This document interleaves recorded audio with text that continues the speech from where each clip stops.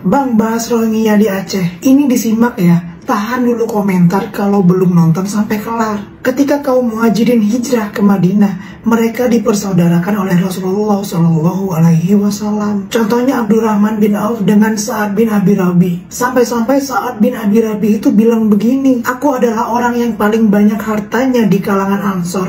Ambillah separuh untukmu. Cukup? Belum. Aku punya 2 istri, pilihlah yang mana yang kau suka, nanti ku ceraikan, habis masa iddahnya, nikahilah dia. Orang beriman itu kalau nolong saudaranya totalitas banget, tapi nanti dulu yang ditolong di sini muhajirin yang imannya nggak kaleng-kaleng. Abdurrahman bin Auf menolak separuh harta itu. Beliau minta ditunjukkan di mana arah pasar. Beliau mau jadi kuli. Udah terkumpul mahar, beliau nikah dengan perempuan pilihan sendiri. Yang nolong jor-joran, yang ditolong cuma mau nerima makan aja untuk menegakkan punggung agar bisa ikhtiar. Gak lebih dari itu, akhlaknya di atas rata-rata. Nah ini dikasih makan merasa kurang, bahkan ada yang dibuang, nyolong, cara hidup gak islami. Syahadat aja ada yang gak bisa. Kalau akhlak mereka bagus aja nih, tetap aja akan ada pro kontra kalau dikasih tempat menetap yang sifatnya bukan singgah.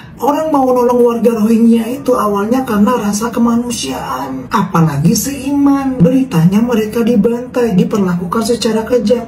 Pas diterima tingkahnya begitu. Ya orang jadinya gak mau. Jadi tindakan nolongnya itu gak salah, tapi tingkah mereka membuat orang marah. Kalau soal gak terjamah pendidikan yang membuat mereka gak punya adab, itu kayaknya gak bisa dijadikan alasan tunggal. Tahun 1948 Myanmar merdeka, terus terjadi ketegangan dengan etnis Rohingya. Sama kayak Filistin, sekitar tahun itu juga mereka diusir, digenosida. Tapi gak bikin tingkah mereka jadi gimana-gimana. Peran ulama pengaruh banget kalau menurut saya. Semakin tertindas justru semakin waras. Kayak orang Indonesia zaman dulu. Peran ulama Nusantara tetap membuat mereka beradab walau dijajah oleh bangsa biadab. Jadi Rohingya ini kayak memang sengaja dikesingi dengan casing islami, tapi dalamnya gak islami. Kayak mereka sengaja dibuat gak beradab, terus sengaja dikirim ke sini. Geram ya geram banget sama orang Rohingya. Memang ancaman untuk negara kita. Tapi ya itu bingung saya, kenapa bisa mereka sampai ke Indonesia? Penjaga lautnya kemana? Semoga terungkap kalau ada rencana jahat ya. Siapa dalangnya di luar sana yang kaya terlihat baik, nah kirimlah Rohingya ke sana. Ini tanggapan saya, sekedar tanggapan. Nah teman-teman yang mau mengumumkakan pikiran, silakan aja. Biar pemerintah bisa mencerna yang kemudian menjadi kebijakan yang gak bikin sakit hati. Orang Indonesia peras keringat banting tulang untuk makan sehari-hari, mereka dapat makan dengan ongkang-ongkang kaki.